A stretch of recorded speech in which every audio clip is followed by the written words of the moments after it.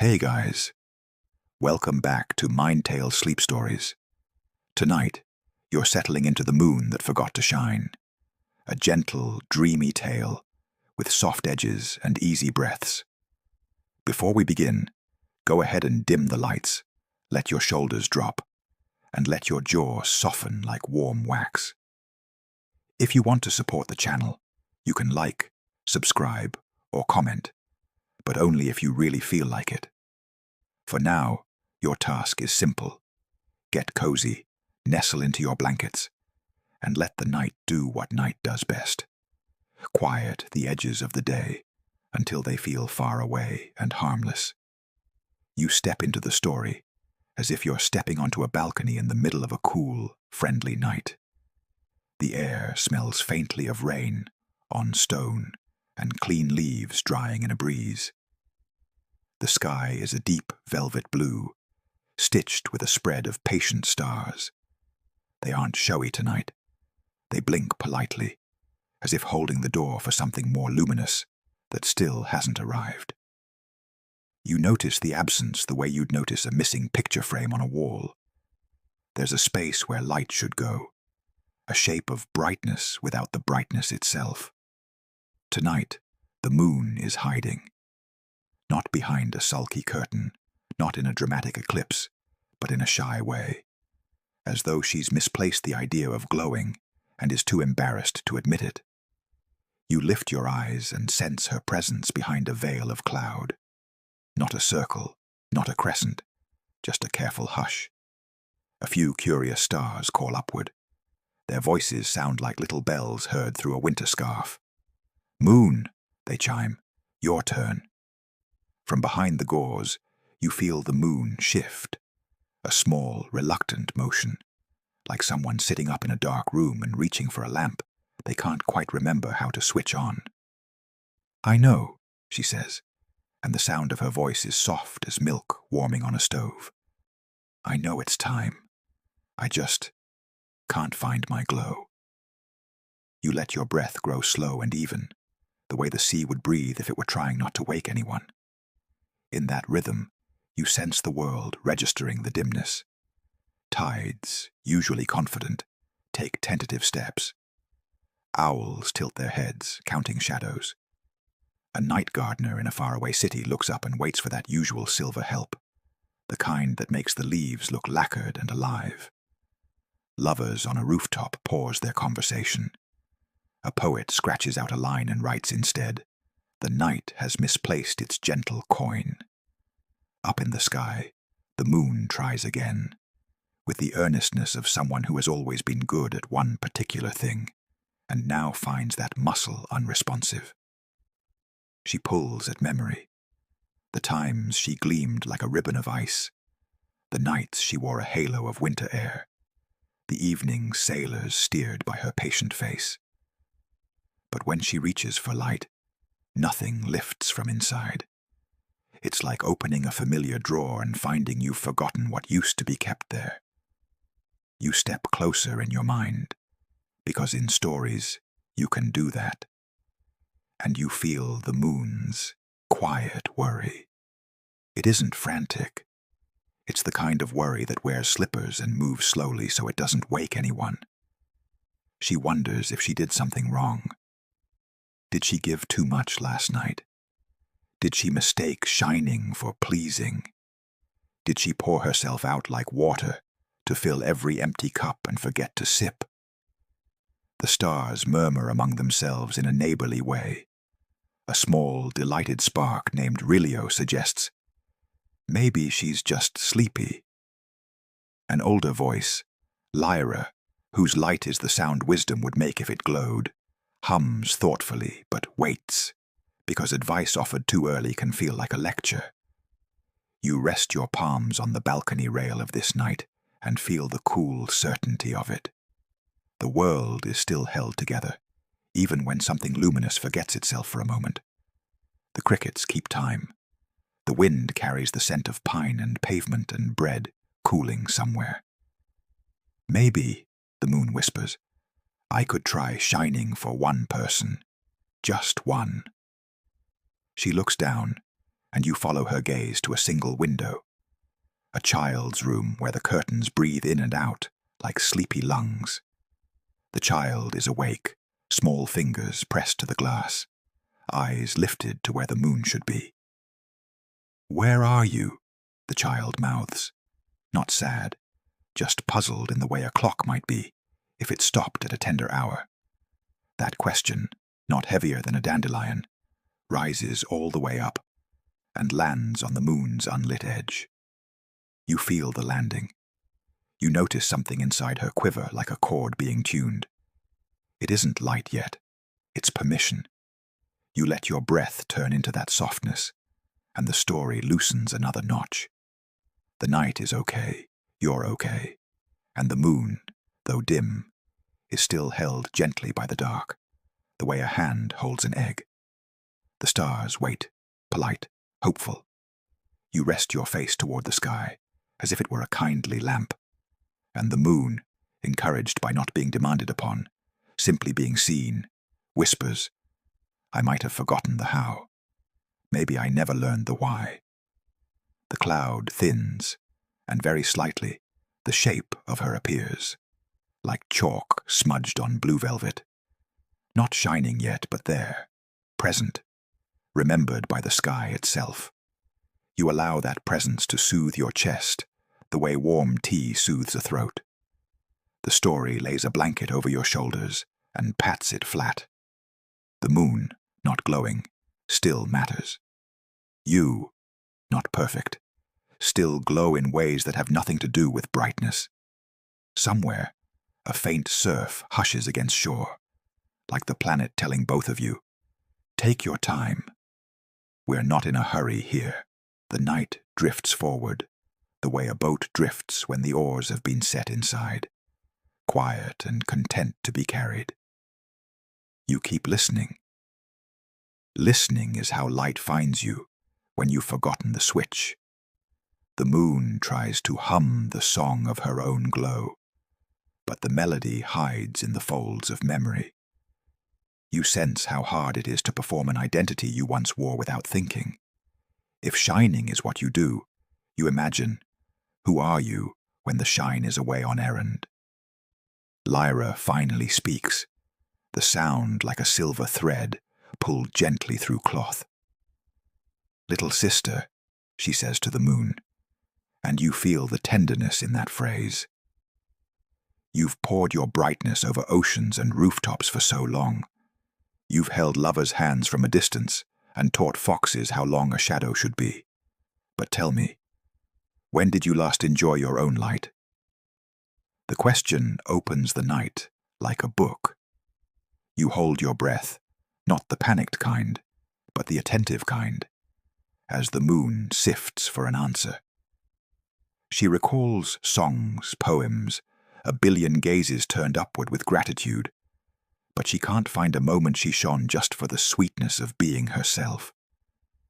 Perhaps she has shone like a lamp in a hallway, always useful, seldom admired by itself, except when it fails.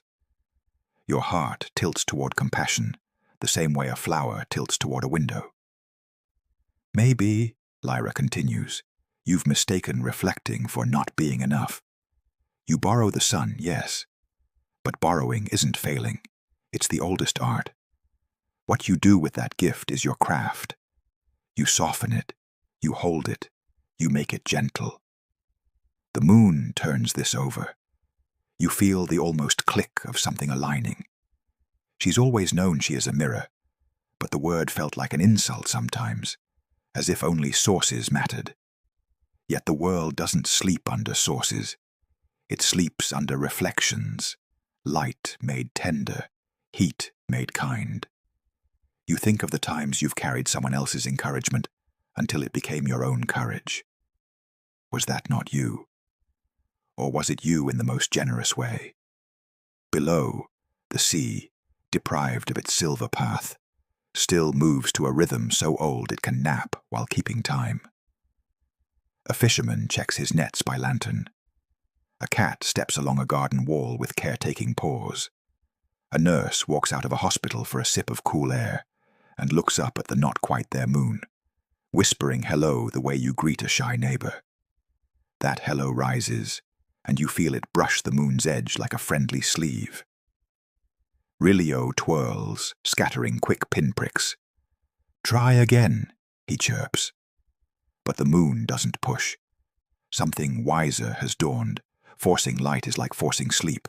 It runs if chased. Instead, she listens inward. You listen with her. The interior isn't empty. It's spacious like a museum before opening, when everything is still and beautiful and covered in soft sheets. She walks, in her mind, past exhibits of former selves, wide as a coin on a velvet pillow, slim as a cut string, hidden and then bold again.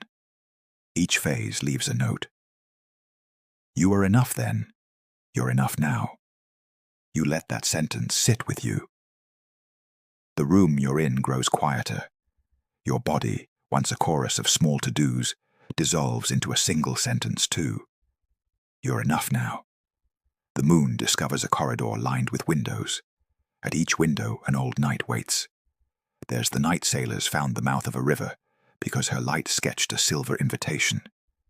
There's the night a lonely man wrote a letter he'd postpone forever, if not for her soft insistence that longing can be honest.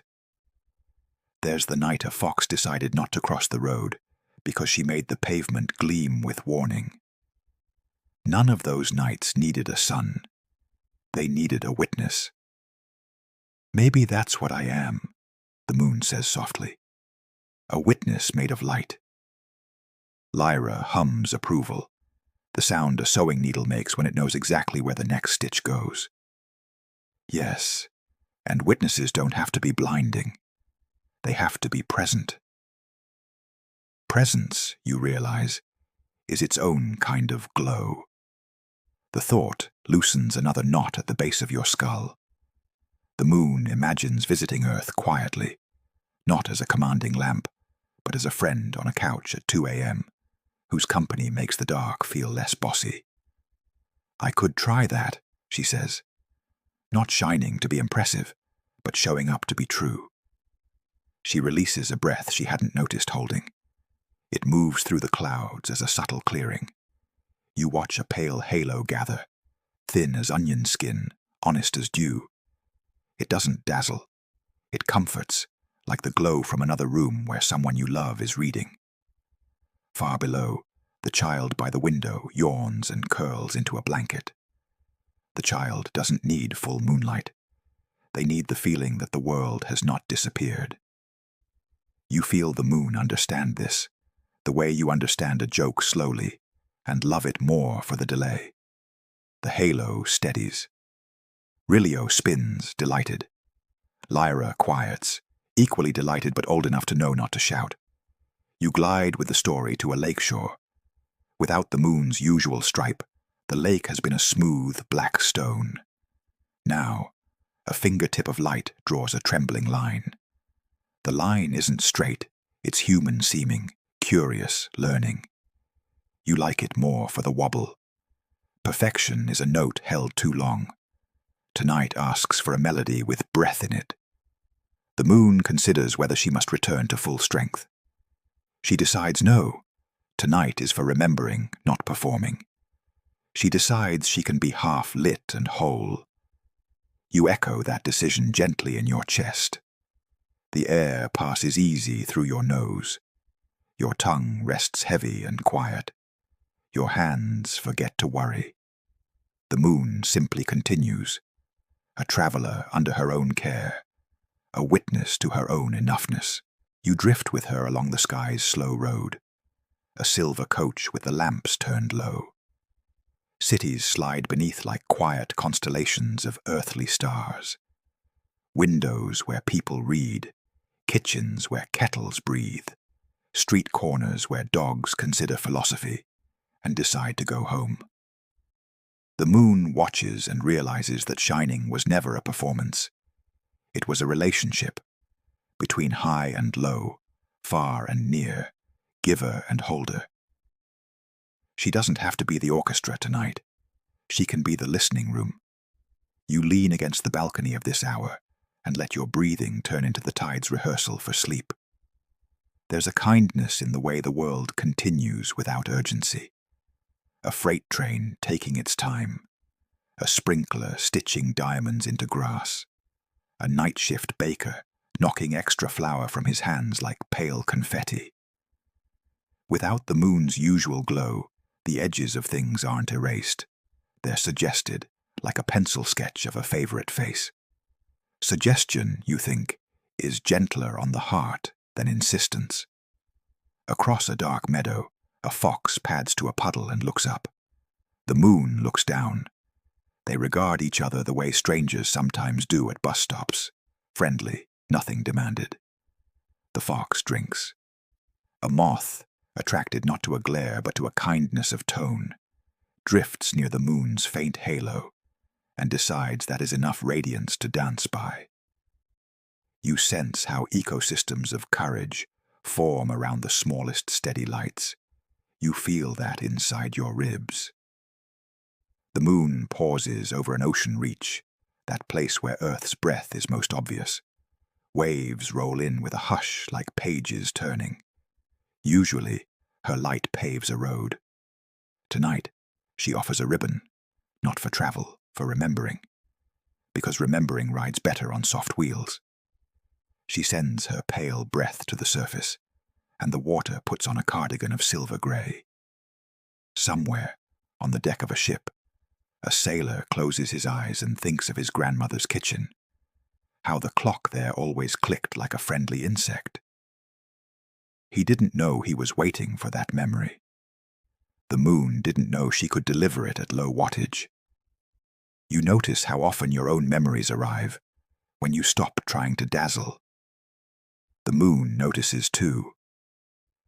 I thought I had to be brilliant, she confides to you, because you've been here, quietly listening, making room. But maybe I only need to be honest. Honesty looks good on you, you think back. And though you don't speak out loud, the message travels. It reaches her as a warmth that doesn't burn. She expands a fraction, like a window opening 1 extra inch to let the night feel welcome. Lyra's voice floats again, less instruction now, more lullaby. Shine as you wish to be held, she suggests. You picture that in your body. The glow you want is the glow you give yourself. No harsher, no colder. Your shoulders drop a little further. The room you're in recalibrates its own shadows, so they fall like blankets instead of cliffs. The moon revisits a certain memory. Once, long ago, she was full and triumphant, and someone below mistook her for a sign to do something brave before they were ready. It went poorly, and for ages she carried the worry that her brightness had pushed rather than guided. Tonight she keeps that memory in her lap like a folded note. She reads it with mercy. Guidance, she decides, is softer than push. She will choose the cotton side of light. Clouds gather like continents rearranging themselves. Winds redraw borders. The moon eases behind a passing gauze and discovers something delicious. When covered, she is not erased. Like a friend behind a sheer curtain, she is still felt. Her presence turns the cloud from anonymous grey into a pearl with thoughts. You take that in, how even covered, you can still be present, and perhaps kinder for the cover. Below, a city park hosts a late walker who doesn't know he is the beneficiary of celestial therapy. He pauses on a bench and sighs a sigh that clears 6 small sadnesses he wasn't going to use anyway. The moon's halo lays over him like the soft glow from under a door in a house where someone loves you. He stands and goes home, not thrilled, not transformed, simply willing to sleep. Quiet victories are the kind that last. Relio zigzags near the moon, sprinkling the sky with micro-celebrations. You're doing it, he squeaks. The moon smiles in a way that wears no lipstick, no applause. It's a smile that belongs in pajamas. She looks at you. Yes, you. And you feel seen in the precise measure you can bear. Not spotlighted, accompanied. Your chest loosens another lace. Your thoughts stop auditioning for awards and start yawning instead. A coastline emerges like handwriting. Cliffs that speak fluent wind, coves that collect whispers. The moon lays a thread of light along the lip of a wave, and the wave grins, showing silver teeth. There's no hurry in this scene. If you put a clock here, it would fall asleep and wake up kinder. Time learns manners under gentle light. You consider the title of the night's story and smile inwardly at its secret. The moon didn't really forget to shine.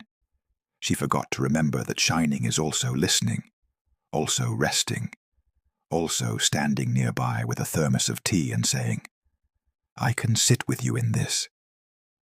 And you, hearing that, are already farther downstream of your waking day than you thought. The banks widen, the current slows into a mirror. The moon decides to practice a ritual. She will greet each thing she sees, as if she were moving through a party not to perform, but to adore. "Hello, shipwake," she says. "I love the way you draw lace on black silk." "Hello, rooftop garden," she murmurs. "Your tomatoes are patient little lanterns." "Hello, late reader," she smiles. "May your page know when to turn itself." Each greeting, a stroke of light. Each stroke, a reminder that attention is a lamp that runs on kindness. You try it silently where you are. Hello, blanket. Hello, pillow with the cool side. Hello, the small hum in the wall that means life is organized somewhere nearby. With each hello, your body agrees to soften 1 degree more. The moon, delighted by the shared practice, lifts her halo another breath. You can't measure it with a ruler. You can measure it with ease. And so you and the moon move through the last moments of this span as companions. Two things that do not need to roar to be real. Two presences that understand that glow is a verb you can conjugate at any volume. You coast toward the next chapter, not as a cliffhanger, but as a glide path. A soft runway lit by lamps that say, "Land whenever you're ready." We'll keep the light low. The moon drifts farther along her path, not rushing, not trailing behind, just moving like thought itself, soft and slow, almost transparent. Her new halo hums faintly, a quiet tune of trying, and the stars nearby adjust their brightness out of respect. Rilio, ever excitable, zips ahead of her like a sparkler, shouting, "Look, you're glowing again." "I'm not sure," she replies, glancing at her faint reflection in a distant stream of clouds. "It feels like something, but not what it used to." "That's because it's new," says Lyra, her voice as calm as old paper turning its own page. "Light, like courage, changes shape every time it's lost and found again." The moon lets that thought settle. Beneath her, the earth rolls its dark shoulder of continents. She sees deserts dreaming, rivers coiling through sleep, mountains wearing fog like lazy crowns. In one small town by a riverbank, an old man sits by a window with a cup of tea, tracing circles on the glass. He's thinking about his late wife, about how she used to wake him just to say, "Look how full she is tonight." He smiles faintly. The moon sees the gesture and feels something like gratitude, though she doesn't know for what. Her faint light reaches the man's table and touches the tea. The surface gleams for a second, barely visible, but enough to make the steam shimmer like breath.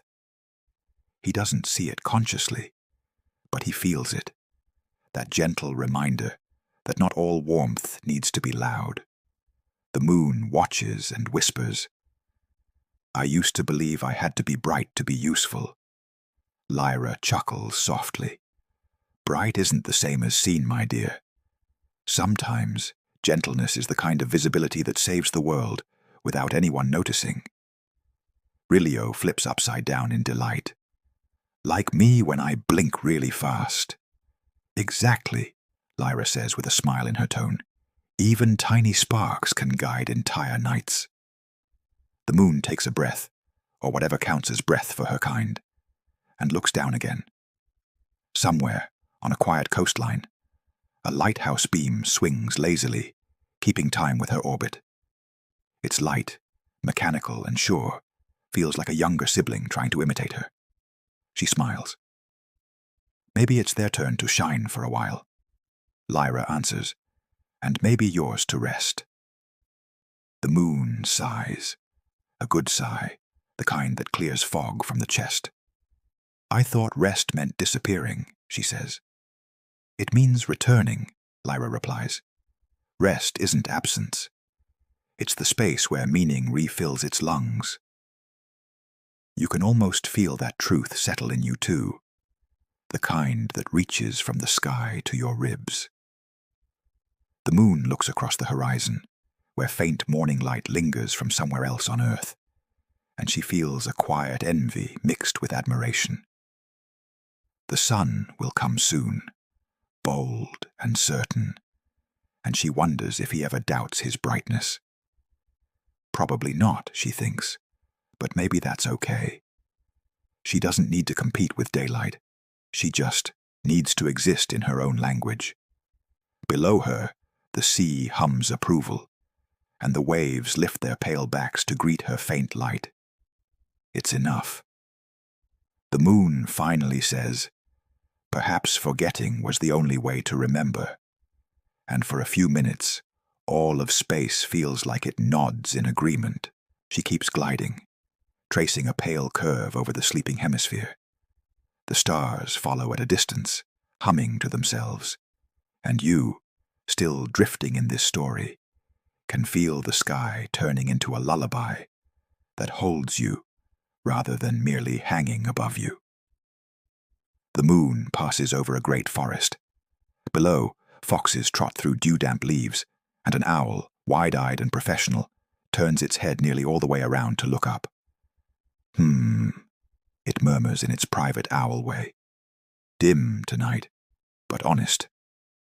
The moon hears it and smiles.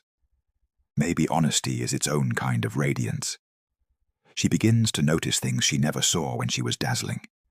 The silver of frost hiding on treetops, the faint glimmer of insects crossing paths in the air, even the slow twinkle of far-off satellites pretending to be stars. When she was bright, she missed these smaller lights. Now, in her gentleness, they appear like quiet applause from the universe saying, "Welcome back to seeing." She drifts further and spots a city below, its lights blinking like patient stars arranged by human hands. She tilts her face, curious. "Look at them," she says to Lyra. "They're trying so hard to fill the night." Lyra smiles faintly.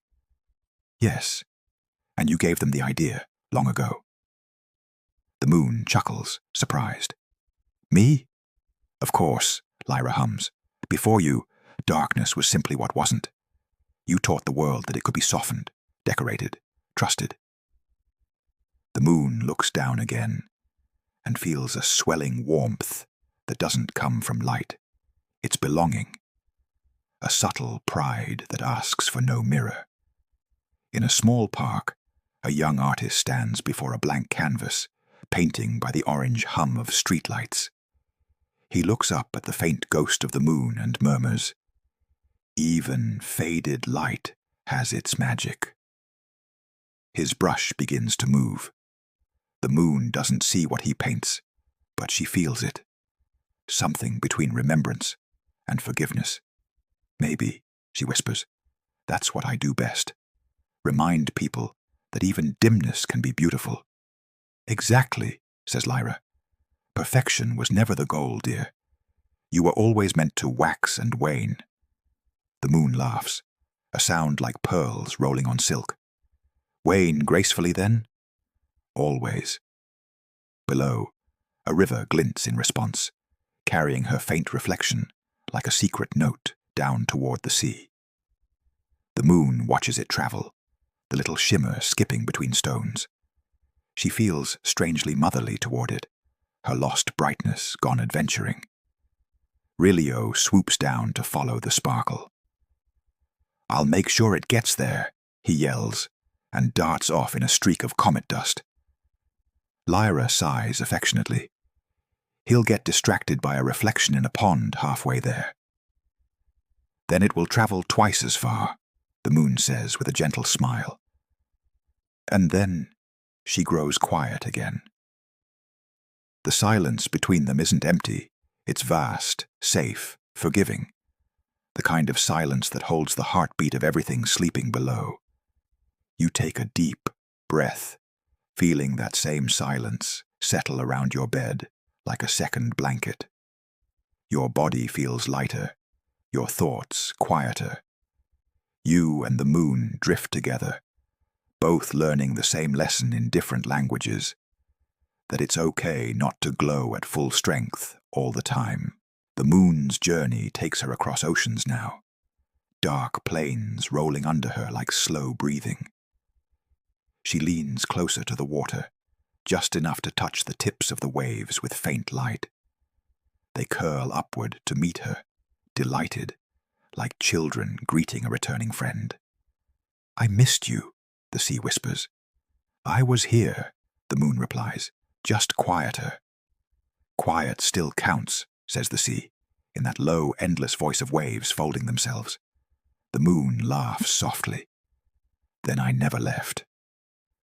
From her high perch, she watches continents shift beneath cloud blankets. Islands blink like shy freckles. Ships move as if sleepwalking. Somewhere, a man on deck stares into the sky, wondering if the moon's absence was his imagination.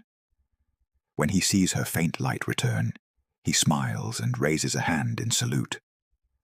The moon, shy but pleased, dips slightly in reply. The stars titter above her, and Lyra hums again, this time a tune so old it sounds like nostalgia itself. "Do you feel it returning?" she asks. "Yes," the moon says slowly, "but it's different. My glow feels warmer somehow." "Because it's honest now," Lyra replies. "You're no longer shining to prove anything." That truth wraps itself around the night like a scarf.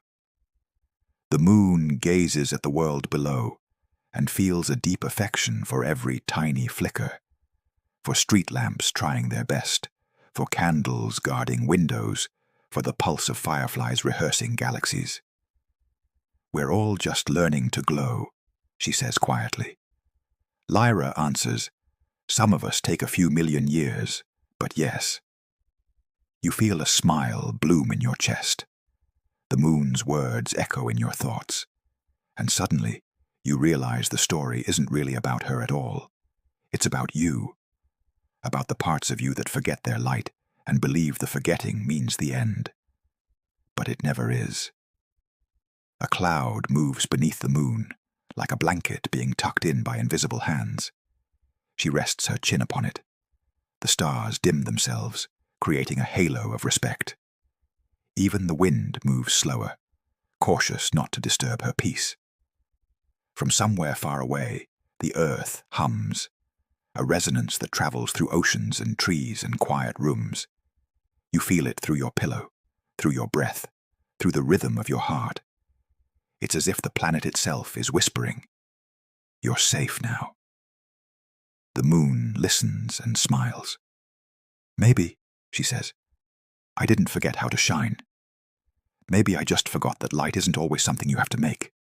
It's something you can remember." She closes her eyes, and the night folds around her like silk. For a moment, every star in the sky holds still. Then, without trying, the moon glows, softly, steadily, perfectly enough. The light ripples down through atmosphere and ocean, over mountain tops and rooftops, through forests and windows, until it reaches your face, where it rests, quiet and kind. You breathe in, and it feels like forgiveness. You breathe out, and it feels like sleep. The moon continues her glide through the enormous quiet, no longer chasing her light, but accompanying it, like a musician humming along to a melody that already knows its way home. Her glow is steady now, neither shy nor proud, just there, woven into the dark, as if the sky had always planned for softness. Down below, a valley lies like a folded blanket between two mountain shoulders. The air is cool and breathing mist. Sheep sleep in small, cloud-shaped groups, and a stream murmurs to itself about pebbles and patience.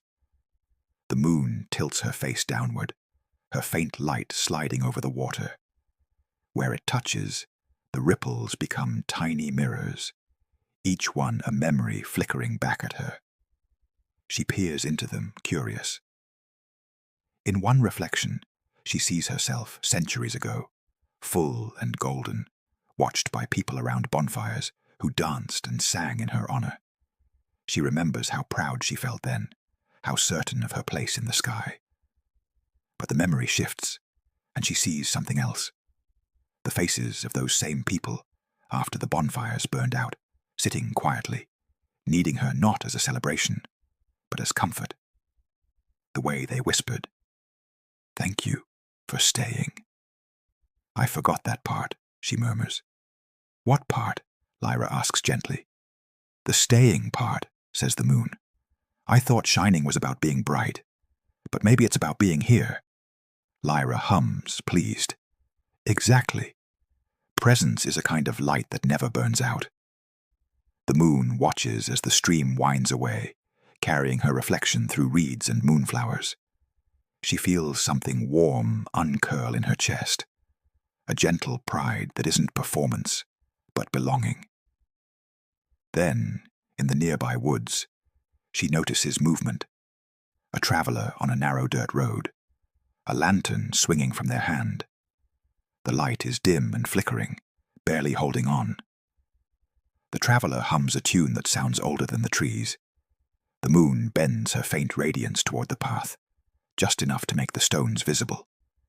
The lantern steadies, and the traveler looks up, smiling. "Ah," they whisper, "there you are." The moon's heart swells, and without trying, her glow deepens slightly. Not bright, just clearer. Rilio, looping small somersaults nearby, cheers. "See? You're helping again." But the moon shakes her head softly. "No, Rilio. We're just keeping each other company."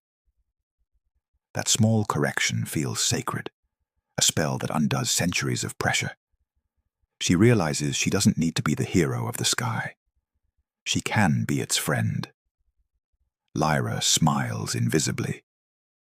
"You're learning what most stars take eons to understand." "And what's that?" asks the moon. "That your light isn't something you make," Lyra replies. "It's what you allow."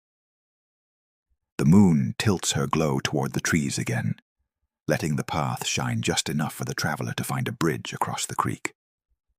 When they step safely to the other side, she feels a pulse of joy ripple through her surface, an echo of light without effort. "Aloud," she whispers to herself. "Yes, that's what shining feels like." The stars hum in soft agreement, and even the wind seems to applaud by brushing past her in a round of invisible claps. The moon, lighter now, continues her journey west, glowing not to prove, but to share. By now, the night feels fully at peace, wrapped in its own breathing. The moon moves above a quiet ocean dotted with islands like punctuation marks. In a sentence the earth is writing to itself. The sea reflects her light unevenly, as if editing, adding commas of shimmer, removing exclamation marks of glare. She likes that. She likes being edited by the world. "I used to think perfection was my duty," she admits to Lyra. "To be flawless, unbroken, predictable." "Perfection is a lovely myth," Lyra says. "But myths are just bedtime stories the universe tells itself, when it forgets it's already beautiful.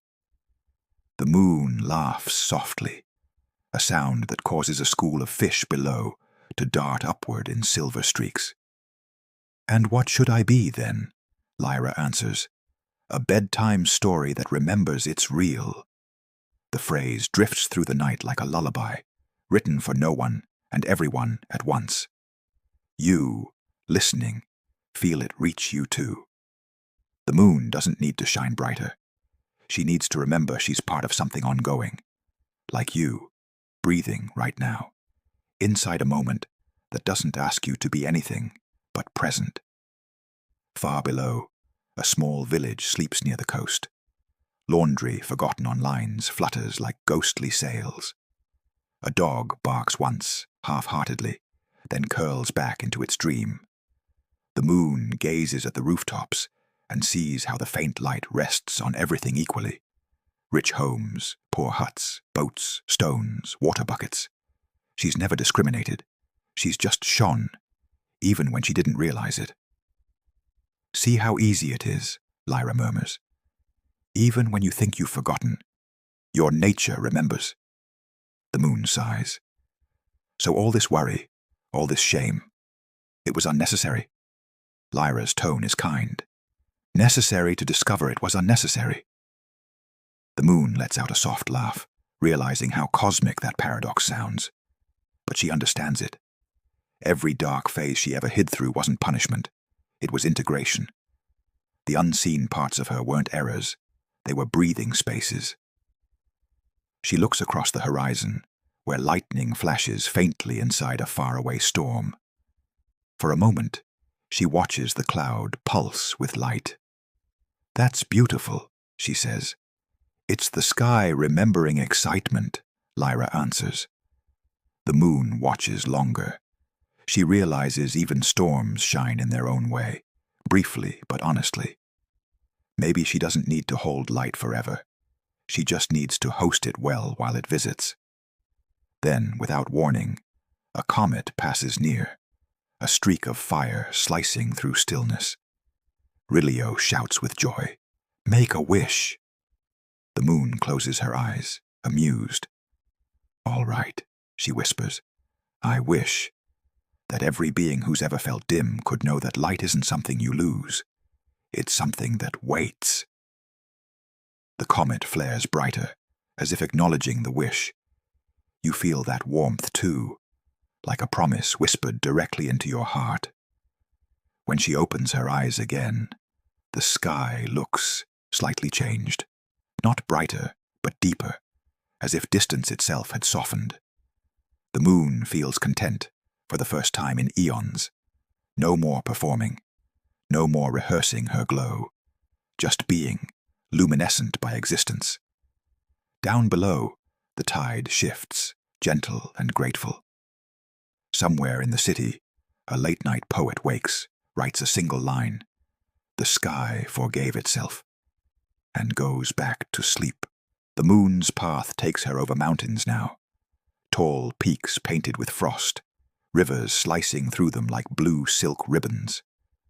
The world seems to hum beneath her, steady and alive. She listens closely, and within the hum, she hears everything. Whale songs tangled with wind through pine needles, footsteps on distant cobblestone, the hush of lovers turning in their sleep. It's all music, somehow. "I never realized how noisy peace is," she says quietly. Lyra chuckles. "Noise isn't always chaos. Sometimes it's the universe chatting to itself." The moon tilts her head, amused. "Then what am I in that conversation?" "The pause," Lyra says, "the silence between sentences that makes them worth hearing." The moon lets that sink in. Maybe that's all light ever was. A pause in darkness. A punctuation of kindness. As she drifts, she notices something unusual. Her own shadow cast faintly on the clouds below, round and serene. She's never really looked at her own reflection properly, only how others see it. But now she studies it like a letter written long ago. It's imperfect, soft at the edges, a little uneven. and yet she loves it instantly. "Hello, me," she whispers. Her reflection doesn't answer, but it glows back just enough to make her smile. Below, in the snow-tipped mountains, a campfire flickers beside a tiny tent. 2 hikers sit there, wrapped in blankets. One of them points upward. "She's back," he says, voice drowsy. "She never left," the other murmurs. The moon hears that and feels tears gather. If light could weep, this would be it.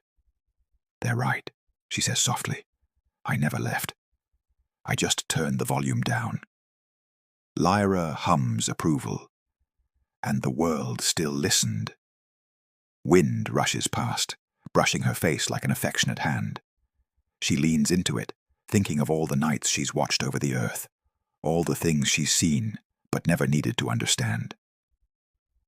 "Maybe that's enough," she says, "just to keep watch, even when you forget you're glowing."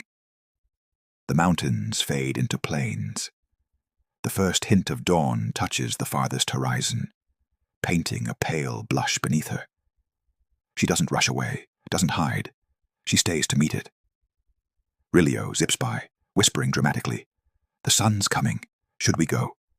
But the moon only smiles. "No. Let him find me here. I think he'll understand." And when the first golden line of light breaks across the edge of the world, the moon doesn't fade immediately.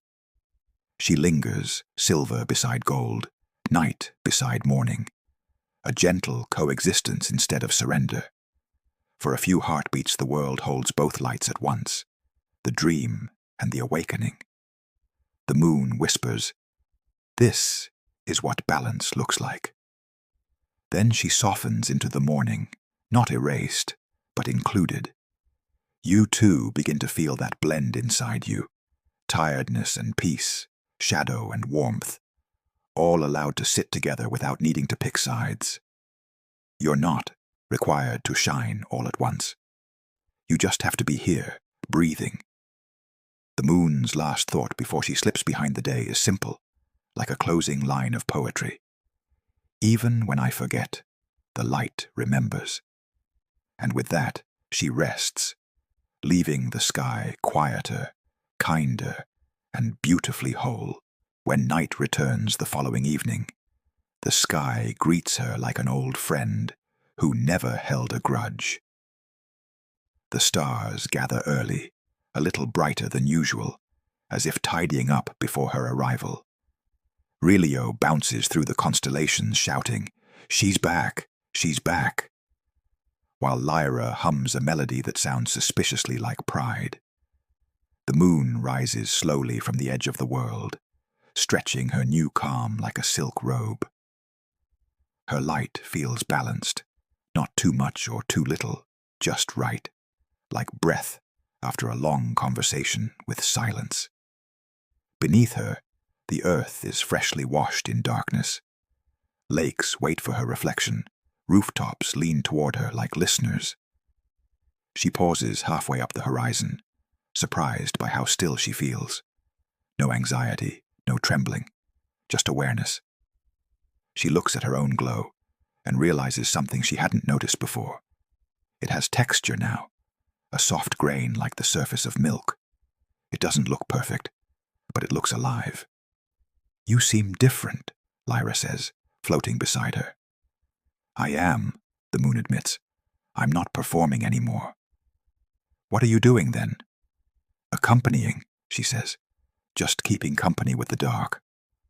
Lyra smiles. "That's the most beautiful job there is." The moon begins her steady climb. Below, a wide plain lies blanketed in fog. Through it, train lights weave like moving constellations. She watches the rhythm of them and realizes how many small lights the world contains that she never paid attention to. She used to think she was the only one guarding the night, but now she sees millions of others doing the same. Lamps, candles, windows, dreams. She feels no jealousy, only kinship. Maybe that's what light really is, she muses. Not a contest, but a choir. The fog rolls and parts, revealing a distant village with a tall clock tower. Its hands are frozen at midnight. Someone forgot to wind it. The moon lingers above it for a while, admiring how even a still clock can look content under her glow. Maybe the clock, too, needed a pause to remember. Time isn't the enemy. In one of the houses below, a woman sits awake, unable to sleep. She's been worrying about a decision she can't undo. She's turned off every lamp, but the room still holds the shape of her thoughts. The moon tilts her glow through the window, laying a pale band across the woman's floor. The woman notices, exhales, and whispers, "Thank you." It isn't clear whether she's talking to the moon or just to the quiet, but either way, the gratitude finds its mark. The moon smiles and thinks, "So this is shining." The stars above seem to nod, and even the air feels full of approval. As she continues west, the moon crosses a deep canyon carved by rivers older than sorrow.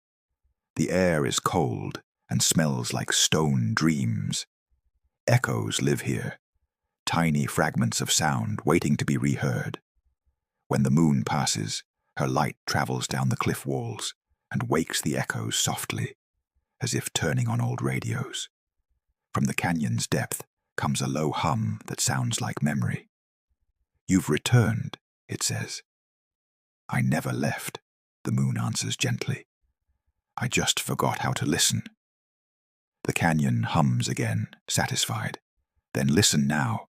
The dark isn't empty, it's your home." She does. She listens not just with light, but with attention. Beneath her, the river murmurs over smooth stones.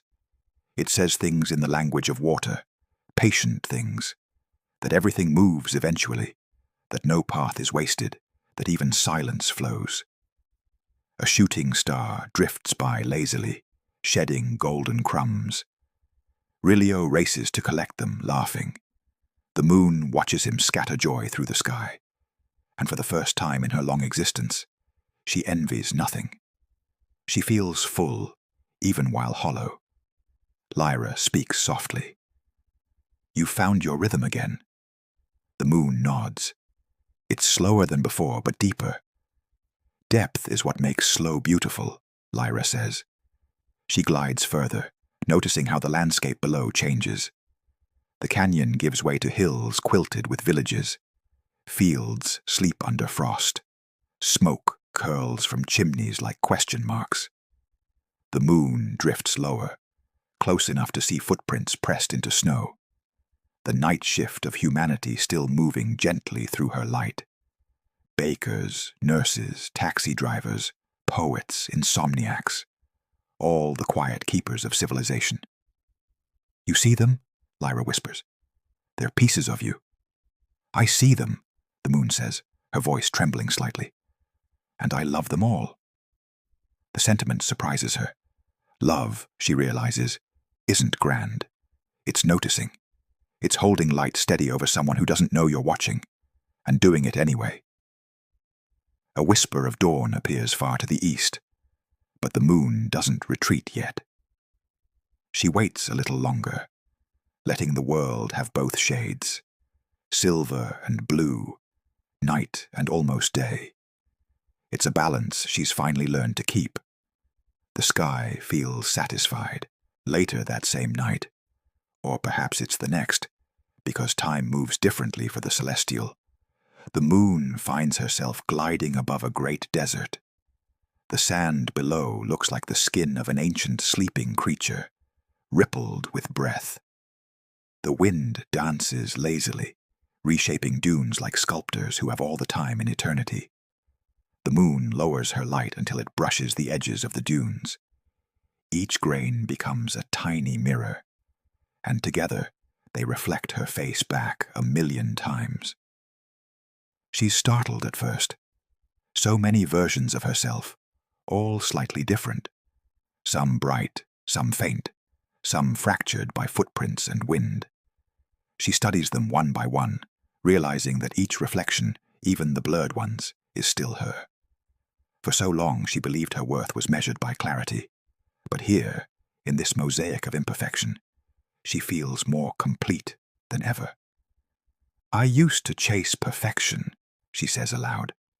"Now, I think I prefer honesty." Lyra's laughter ripples through the sky. That's the secret the stars have been keeping for ages. Honesty glows longer than brilliance. The moon nods. Her light spills wider, touching dunes that haven't seen illumination in months. It reaches a nomad's camp where a few figures rest beside their camels.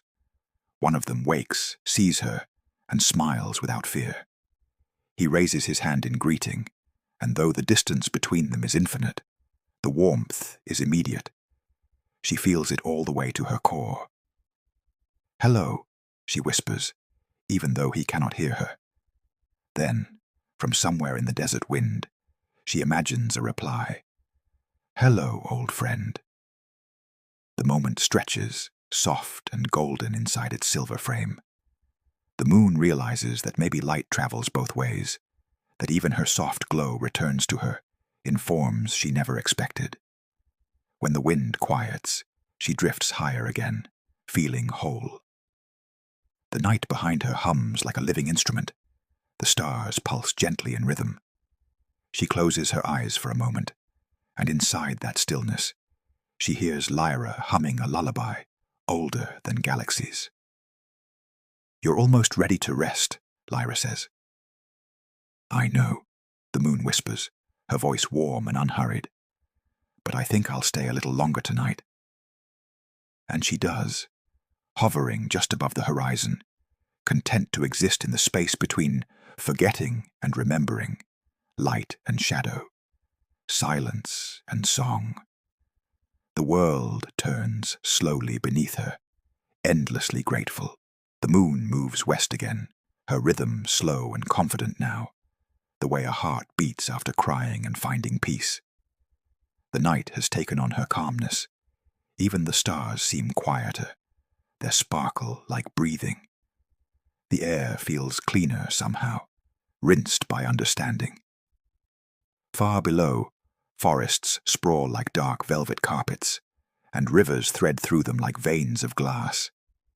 She looks down at one in particular, a river that bends so many times it almost looks lost, yet it always finds the sea. She loves that about water, its devotion to continuation. Perhaps that's all life is, movement disguised as purpose.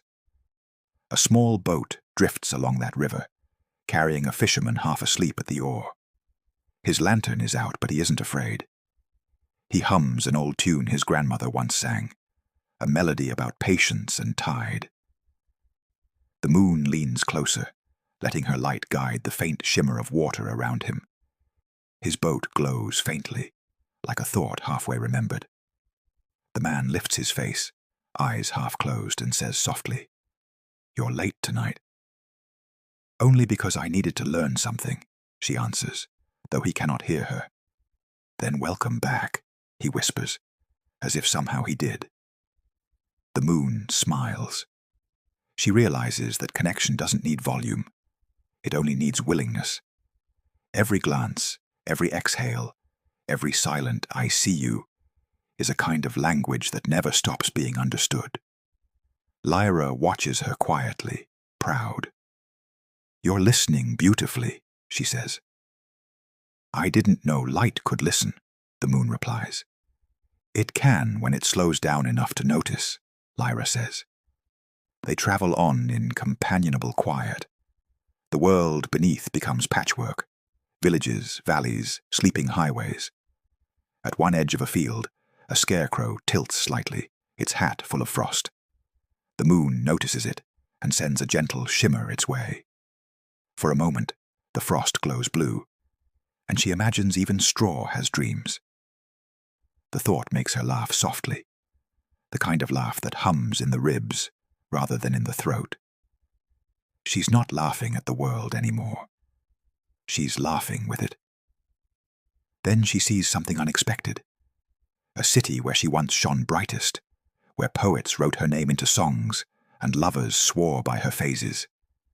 Now its lights are fierce, its skyline sharp, and her reflection barely visible. For a moment, she feels forgotten. Lyra senses her silence. What's wrong? They don't need me anymore, the moon says. They've built their own stars. Lyra's reply is immediate, but kind. They learned from you. Isn't that the goal of every teacher? The moon studies the glass towers again. In their windows, she sees her reflection multiplied 1,000 times. Maybe she hasn't disappeared at all. Maybe she's just been refracted into everything. The realization settles into her like warmth spreading through cold hands. Below, the hum of the city softens. The moon watches people crossing bridges, headlights weaving patterns like constellations learning choreography. Her light touches each windshield for a heartbeat, a benediction no one notices, but everyone receives.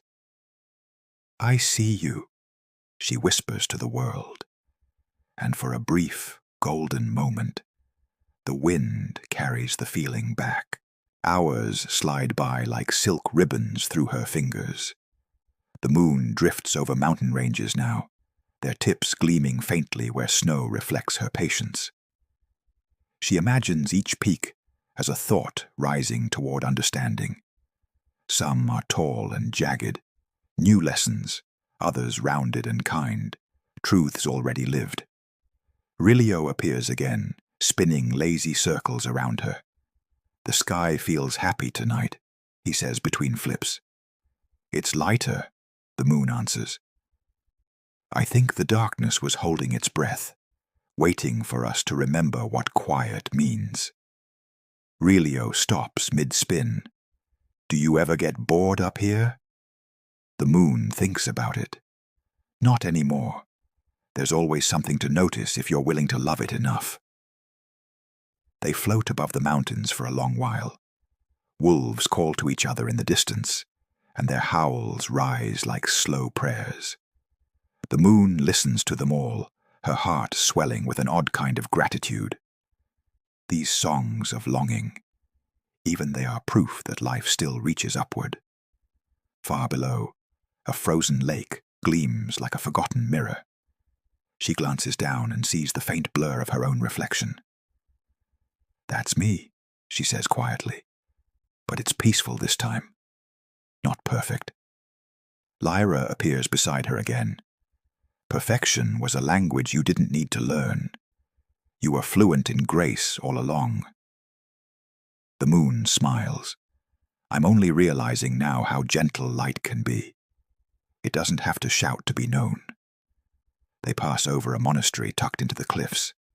Candles glow in its windows like patient fireflies. The monks inside chant softly, voices weaving in a rhythm that feels older than gravity.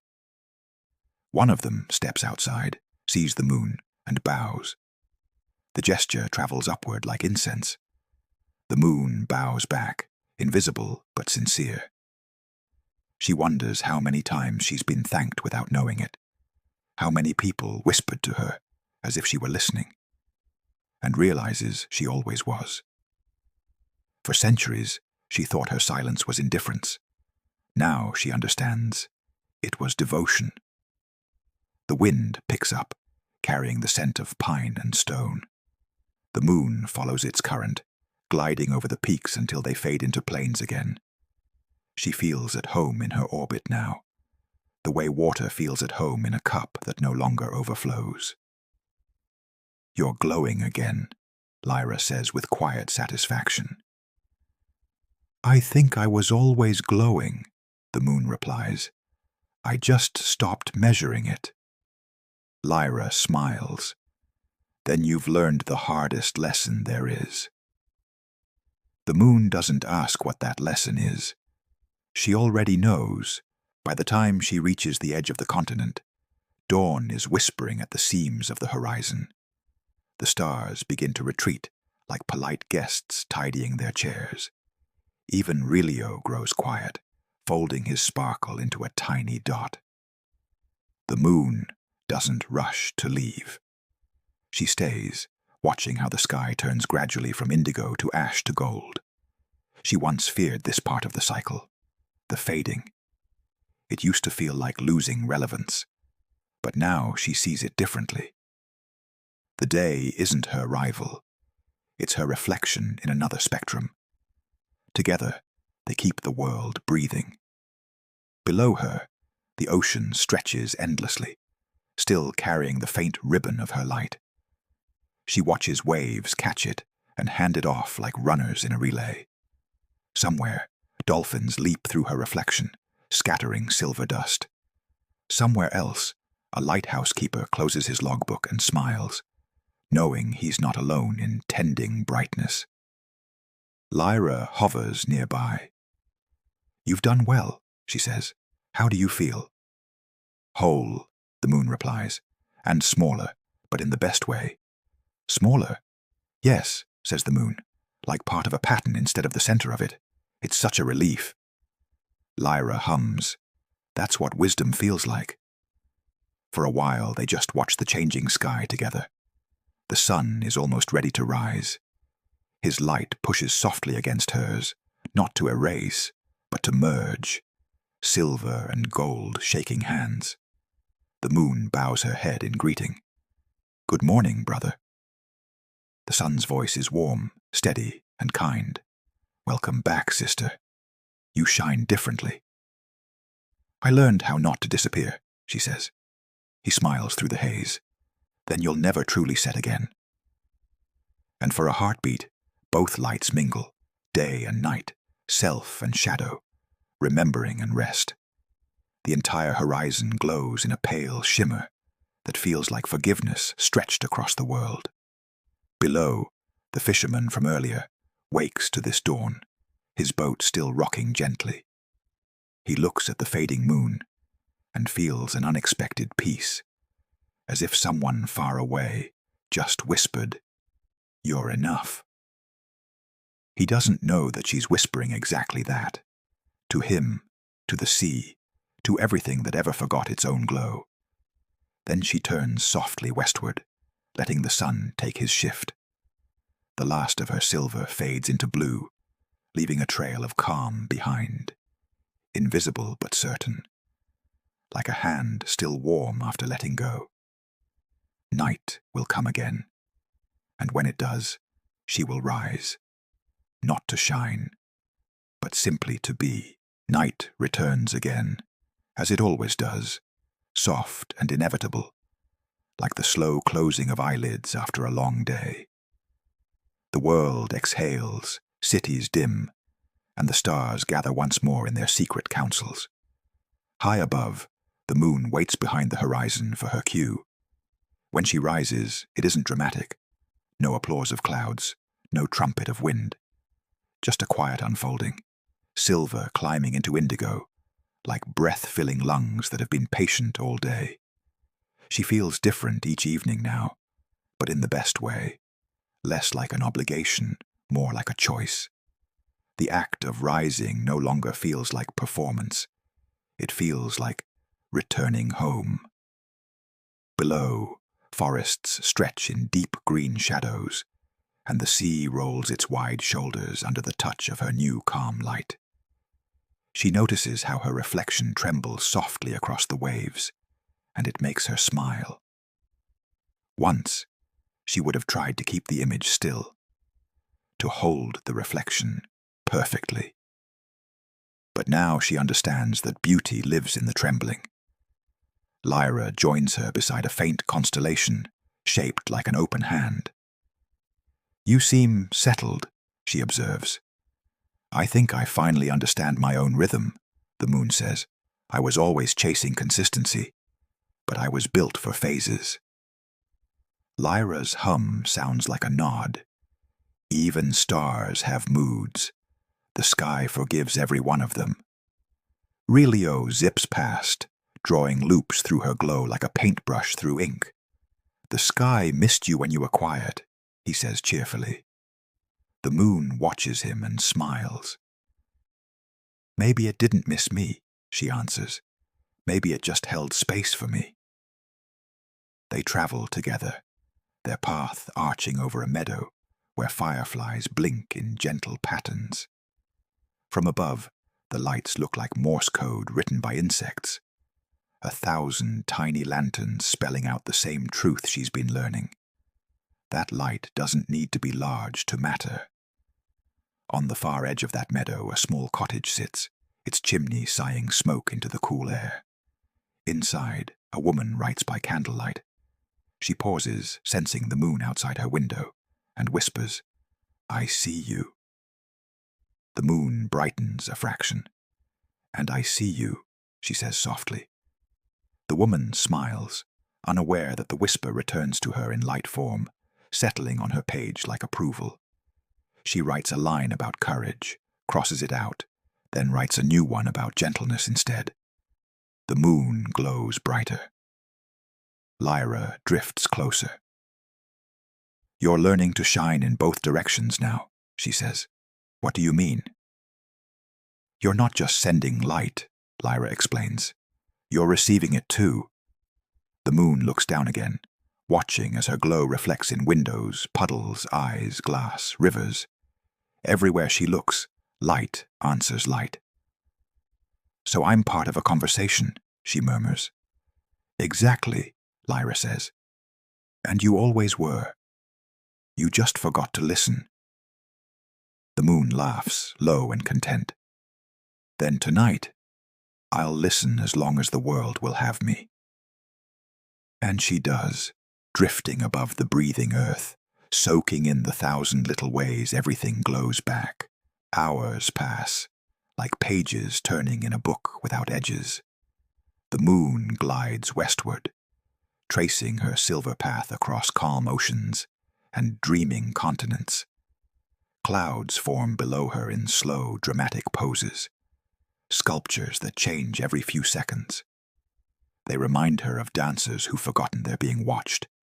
She admires them, the way they exist without self-consciousness, the way they move only because the wind asks them to.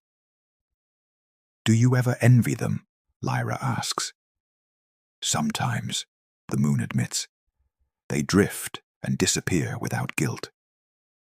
"Disappearing isn't dying," Lyra says. "It's just making room for something else to appear." The moon lets that settle. She thinks about all the things that once frightened her. Her darkness, her silence, her absence, and realizes each one was simply a door into another version of herself. Maybe forgetting how to shine was never a failure, but an invitation to start glowing differently. Below her, the world keeps dreaming. The forest canopy breathes in rhythm with the waves. Villages sleep under blankets of mist. A train cuts across a snowy plain, its lights blinking like deliberate heartbeats. The moon follows it for a while, fascinated. Inside one of the compartments, a young man sits by the window, earphones in, eyes half closed. He's listening to something. Perhaps music, perhaps silence disguised as music. The reflection of the moon flickers on the glass beside his face. He doesn't notice consciously, but his breathing slows. "You see," Lyra whispers, "your light works even when they don't look." The moon nods. "I used to think my worth depended on being seen, but light is love. It doesn't need applause." Lyra smiles. "The sun gives. You share. That's the difference." The words make the moon glow a little warmer. She looks across the vast dark of the sea again. Each wave carries a small reflection, breaking it, reshaping it, reforming it. It's endless and never perfect, but always true.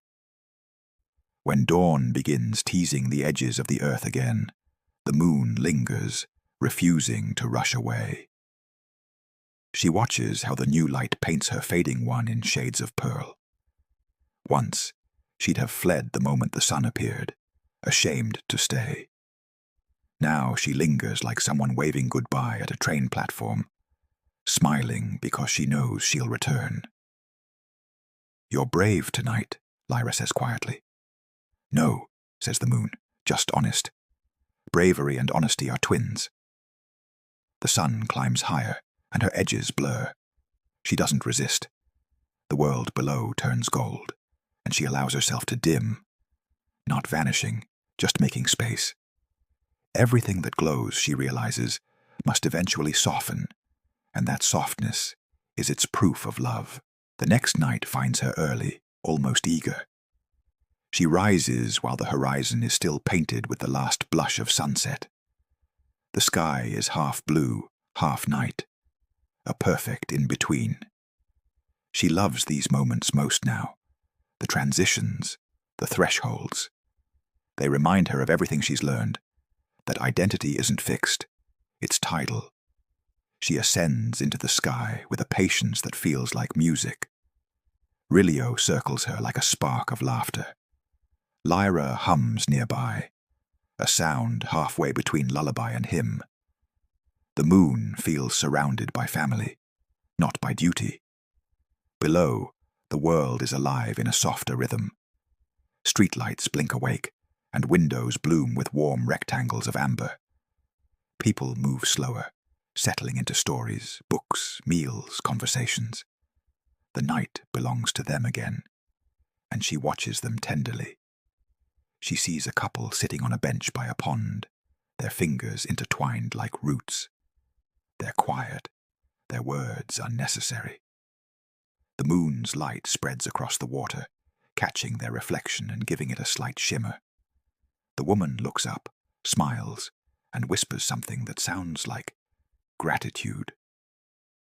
In another town, a child sits on a windowsill, hugging a stuffed bear, eyes heavy with sleep. "Good night, moon," he mumbles and drifts off. The moon's heart expands like a tide. She never tires of this, the tiny, ordinary ways humans bless her without ceremony. Lyra floats closer. "You see how much you matter, even when you're not trying." The moon nods slowly. "I think that's the truest light, the kind that doesn't notice it's shining."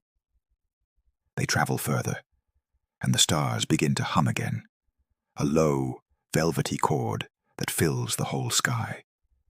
It's their song of contentment, the cosmic lullaby that says, "We are enough tonight." The moon joins in, her voice made of pale radiance and rhythm. The sound moves through the heavens like wind through leaves. Below, waves turn silver. Cats on rooftops pause mid-step. Even clouds seem to sigh. The whole night breathes in unison. The moon looks out at the endless horizon, smiling softly. "Do you think they'll remember me when I fade again?" Lyra answers. "They don't need to. They'll feel you. That's better than remembering." The moon laughs gently, her glow pulsing once like a heartbeat.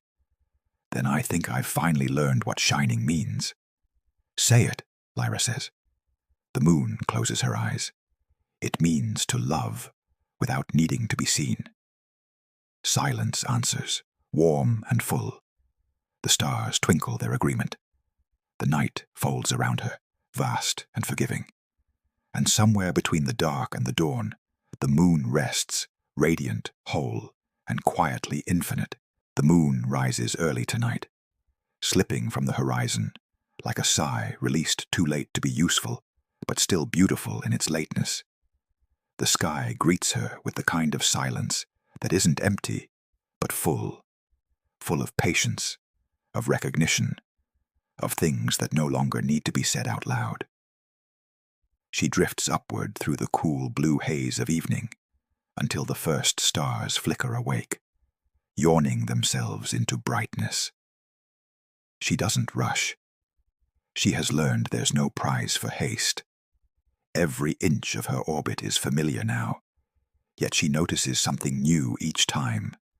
How the air feels denser above oceans, how light bends differently when it meets snow, how clouds sound like thought when they move in slow formation. Tonight, her light is steady and low, the color of remembered kindness. She glows not to perform, not even to comfort, but simply because glowing has become the same as breathing. Lyra hums nearby, the tone of someone knitting sound from starlight. "You're quiet," she says softly. "I'm listening," the moon replies. "To what?" "To how the world says thank you without words." Lyra drifts beside her, nodding. "Then you finally learned the music." Beneath them, the sea mirrors everything.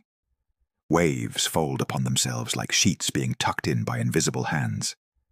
A ship glides far below, its mast lights blinking in rhythm with her glow. Somewhere on deck, a sailor looks up from his ropework and grins, because the moonlight reminds him of home. He doesn't know that the moon is looking back, sending warmth through space, the way mothers send approval through walls. She drifts over the continent, watching night unfurl like ink spilled on parchment. Cities sparkle in clusters, constellations of human restlessness. She studies them with affection. Once, she envied their glitter, their confidence. Now she understands. Their light burns fast, hers breathes slow. Together they keep the balance. A poet sits by a window in one of those cities, notebook open, pen motionless. He can't find the right line, so he stops trying. Instead, he leans back, eyes tracing the moon's outline. Her light slips across the page, and suddenly he writes, "Even absence has its own glow." He smiles, not realizing the phrase came from her. The moon smiles too. "We teach each other without knowing," she murmurs. Lyra hums again. That's what connection is, light meeting itself halfway. A breeze moves through the upper atmosphere, brushing past the moon like a hand through hair. She closes her eyes, letting it carry her thoughts toward stillness. She doesn't wonder anymore if she's enough. The question dissolved long ago, somewhere between forgetting and remembering. Now she only asks, "Am I here?" And the answer, always, is yes. Far below, the desert stretches vast and golden grey, like the surface of an old instrument waiting for a song.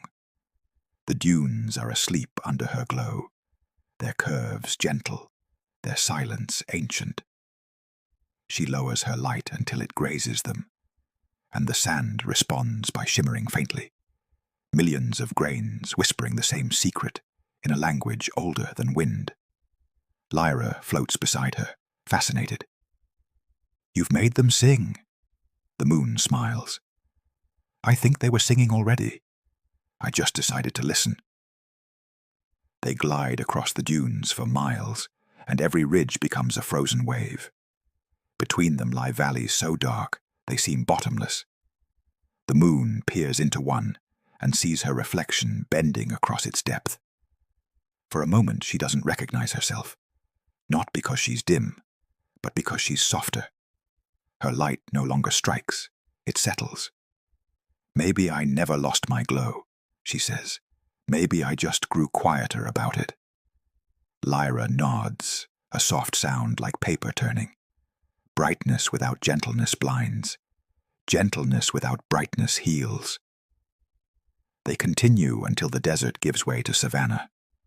Herds of elephants move like grey punctuation across the tall grass. One calf lifts its trunk toward the sky, as if sniffing for her. The moon bends her glow a little closer, brushing its skin with light. The calf trumpets softly, a sound of curiosity, and the herd pauses for a heartbeat as if listening. Then they continue, slow, certain, together. The moon watches them with fondness. "Everything seems to know where it's going," she says. "Even you," Lyra answers. "Especially you." They drift onward. In a nearby village, a family sits outside under a woven roof of reeds. The youngest child points upward, asking, "Why does she follow us everywhere?" The mother laughs, her voice smooth as honey. "She doesn't follow us, love. She keeps us company." The moon feels her chest glow a little brighter at that, and for the first time, she wonders if that's her real purpose, not to guide, not to control, but to accompany. The thought settles deep, like a seed finding the exact right pocket of soil. She turns her gaze toward the horizon, where a faint mist marks the edge of the sea. The tide is moving again, pulled not by force but by affection. Maybe that's all light is, she whispers, gravity made gentle. Lyra hums approval, and you've become very gentle indeed. Then I've finally learned, says the moon. Shining was never about being seen, it was about being felt. The night agrees, shimmering softly around her as she drifts into the next part of her journey. Now she moves above mountains sharp as thought, their peaks slicing into the sky with elegant defiance. Snow catches her light and scatters it like forgiveness. Between those ridges, tiny villages rest like pearls in velvet boxes. Chimneys breathe slow smoke. Dogs bark and fall quiet again. Somewhere, a violin is being tuned. She listens. The note stretches into the air, pure and trembling. It rises, meets her glow, and they merge for a moment, sound becoming light, light becoming sound. The moon feels it ripple through her like laughter returning from a distance. Lyra watches, smiling. You've become music. The moon laughs softly. Or maybe I always was, and silence was just the verse between songs. They linger above the peaks until the air thins into stars. Here, the night feels endless and kind. She looks at the earth below and senses how every light, every fire, candle, lantern, heart, is a small echo of her own. For the first time, she doesn't feel alone in the sky. She feels accompanied by billions of quiet companions, all shining back in their own way. Do you think they'll remember tonight? She asks. Lyra shrugs in her cosmic way. They'll dream of you without realizing it. Dreams are the body's way of looking up. The moon smiles, letting that comfort her. The horizon begins to blush with the promise of dawn again, and she doesn't resist it. She knows the rhythm now, to come, to stay, to fade, to return. Each part is necessary, none less beautiful than the rest. As the sunlight approaches, she bows gently to the waking world. Her last silver breath touches a lake where a swan glides alone. The bird looks up, its feathers gilded by both moonlight and the first hint of day. For a fleeting second, the world holds both together, night and morning, memory and beginning. The moon whispers, "This is what peace looks like." Lyra nods, "And what rest feels like." The moon sighs, soft and content, "Then I'll rest well tonight." She drifts lower, surrendering to the brightness climbing behind her.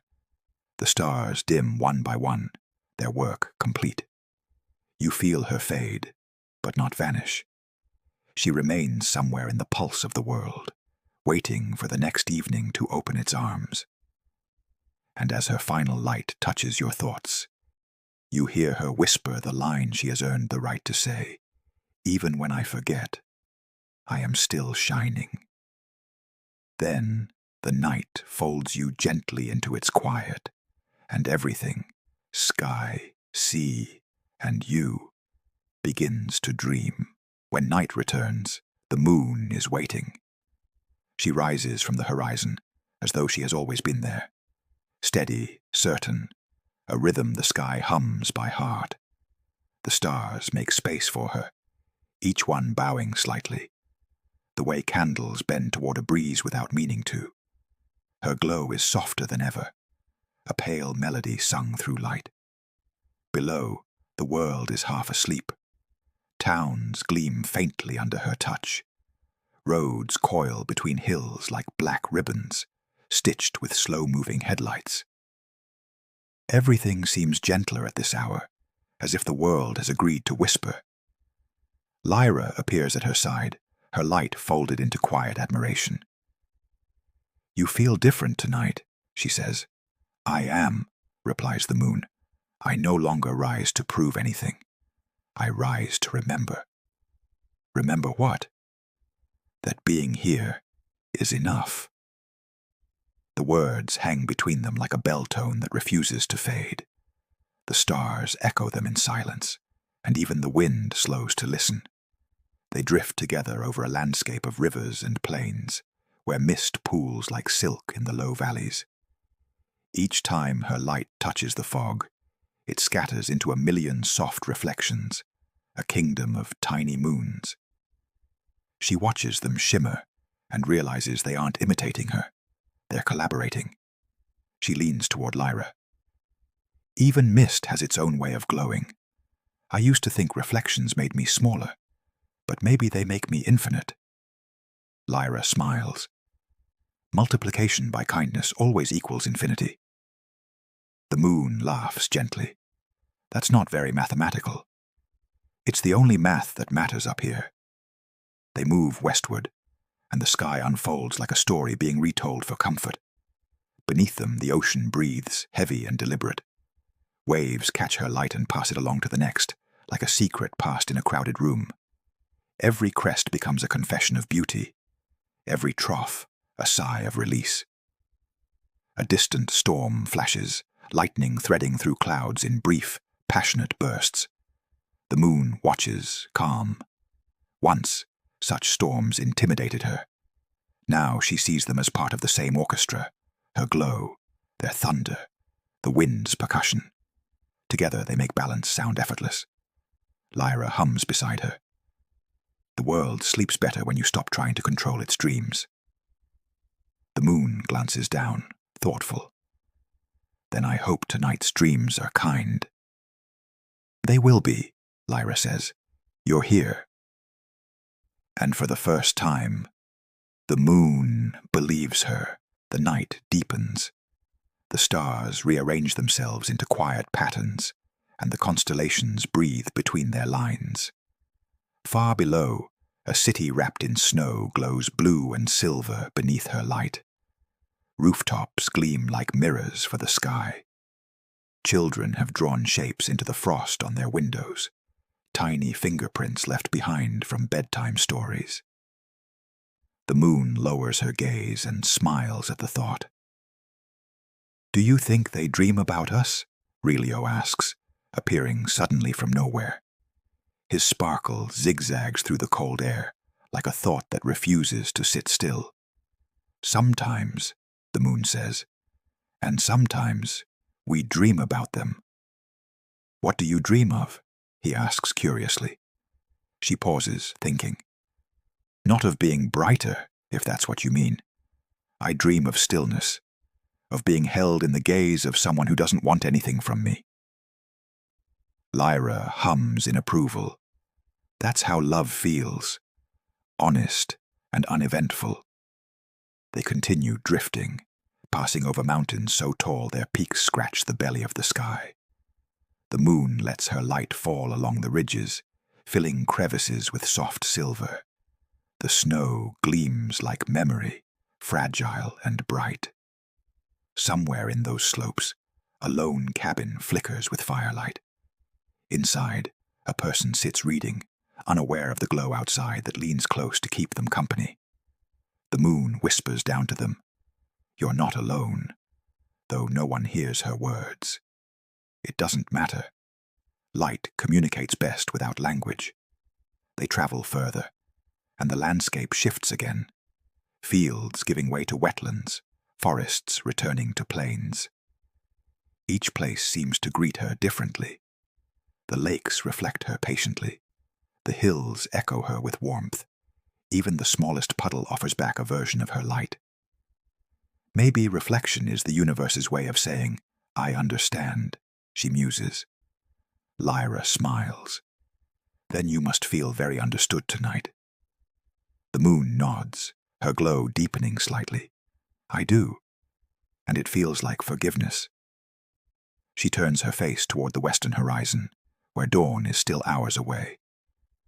"Do you ever think," she asks softly, "that we're just teaching the world how to rest?" "Yes," says Lyra, "and the world is a very good student." Below them the earth exhales again, long and slow. And above, The moon listens, radiant in her stillness. The night nears its quietest hour, the one where everything, even time, seems to hesitate before moving forward. The moon slows her orbit, savoring it. The sky around her feels vast yet close, like an old blanket that smells faintly of rain. She looks down at the sleeping world and feels a tenderness so complete it almost hurts. "There's so much beauty," she whispers, "and so much of it never asks to be seen." Lyra drifts beside her, gaze soft. "That's the secret," she says. "The most beautiful things are too humble to announce themselves." The moon studies the world again. The curve of the rivers, the pulse of distant lightning, the glow of quiet towns stitched into the landscape like little promises. Every detail feels alive with quiet purpose. Then faintly, she begins to sense something, an echo that hums through every reflection, every wave, every sleeping window. It's her own light, coming back to her in pieces. Not mirrored, not perfect, but returned, changed by travel. It carries traces of oceans, forests, laughter, loneliness, all of it mixed into one soft vibration. Belonging. She closes her eyes, letting it fill her. The sky brightens around her, not with brilliance but with depth. Even the stars seem to breathe slower. "Do you feel that?" Lyra asks. "Yes," the moon replies. "It's everything I ever sent out, finding its way home." "Then you've learned the final lesson," Lyra says. "Light that returns doesn't arrive smaller. It arrives wiser." The moon smiles, her entire surface warming from within. "Then I'll keep sending it," she says. "Even when I fade, I'll trust that it circles back." Lyra nods. It always does. Below them, the first faint color of dawn begins to blush against the curve of the earth. The moon knows her time for now is ending. But this part of the cycle feels less like goodbye, more like a promise renewed. She turns toward the sunrise, unafraid. "Until tonight," she whispers. The horizon answers in gold. And somewhere, deep in the heart of everything that dreams, her light settles into you, quiet, constant, eternal. You exhale, your breath in rhythm with hers. The story begins to dissolve, not with finality, but with peace. The moon drifts into the brightening sky, content in her forgetting, radiant in her remembering. The last thing you hear before sleep claims you completely as her voice, gentle and sure. Even in the dark, you are part of the light. And then the world exhales into stillness. Night opens like a careful book, and you turn a page with the moon as your lamplight. Her glow is low and sure, the color of reassurance. You feel it resting across your face, the way a gentle hand lingers on a doorframe after saying goodnight. She has learned the shape of herself and decided it's enough. You have learned the shape of your breath and decided to trust it. Together, you move. Below, wetlands stretch like a quiet alphabet, reeds spelling words that only wind can read. Her light gathers on puddled mirrors and ripples outward, one ring, another, then another, circles that never hurry to be perfect. A heron lifts, unfolds its thoughts into wings, and drifts across the pale ribbon the moon lays on the water. Each feather writes a line on the story of this hour. You read along with your body, not your eyes. Lyra keeps pace to your left, a companion note. "The sky is tidied," she murmurs, which is her way of saying things feel right-sized. Rilio zigzags once and disappears behind a friendly cloud to practice not interrupting. You smile to yourself. Every being in the night seems to have learned some soft skill. You drift over a town stitched with narrow streets, its houses tipped slightly as if listening. Through open windows you glimpse small scenes. A baker proofing dough that lifts like the chest of someone falling asleep. A grandparent turning down a radio with the reverence of a curtain call. A teenager sketching constellations that look nothing like the official ones, and everything like hope. Your light meets each room without agenda. You don't take, you accompany. That has become your way. A rooftop cat pauses mid-prowl and blinks at the moon with the authority of a nightmare. Approval granted, you imagine it saying, and you feel the grin behind your closed lips. Even bureaucracy is gentle here. Past the town, hills fold into one another like a stack of sweaters. The moon combs them with brightness, just enough to find the seams. She thinks of all her former nights, how she strained to be flawless, and chuckles, a warm pocket of sound. You've known that feeling too, the way effort can sometimes scuff the very thing it wants to polish. Tonight, you let the polish be breath. In, out, no shine demanded. On a farmhouse porch, two rocking chairs lean toward each other like old conspirators. No one sits there now, but the wood remembers. The moon lays a soft stripe along the boards, and you sense what she senses. Echoes of conversations that solved nothing and healed everything. The kind you're allowed to forget in the morning because their job was done at midnight. A road unwinds through orchard rows, and frost on apples winks back 100 tiny moons. You count without numbers, just the rhythm of noticing. Farther on, a field lies fallow, a dark rectangle of intention. Under the soil, seeds are asleep, rehearsing roots in their dreams. You and the moon bless them without ceremony. Blessing, it turns out, is just attention with patience added. At the field's edge stands a scarecrow with a tilted hat. The moon remembers him from earlier nights and brightens by a fraction to say hello. A breeze lifts straw sleeves in a shrug of acceptance. You translate it as, "We are all doing our best in the shape we've been given." It lands somewhere deep in your chest, where a knot loosens and forgets it was ever needed. On the far horizon, a low thundercloud clears its throat.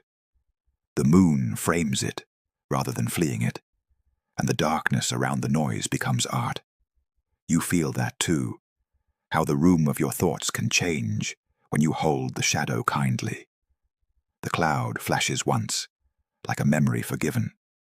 Silence follows, but not the empty kind, the satisfied kind. The night keeps you, and you keep letting it. Now the moon crosses mountains that have memorized winter. Their snow drinks her light and returns it as a kinder tone, like a song covered by a choir that grew up listening. You glide above a pass where the wind has manners, where pines stand with the composure of old books. The world is readable here, and you are fluent. Down in a valley, a train station blinks one sleepy platform lamp. A single traveler waits on a bench, hands wrapped around a paper cup. You can almost smell the steam, a fragile halo of something cinnamon-like. The moon lowers herself a breath. The traveler tilts their head and smiles at no one in particular, which is to say, at the night.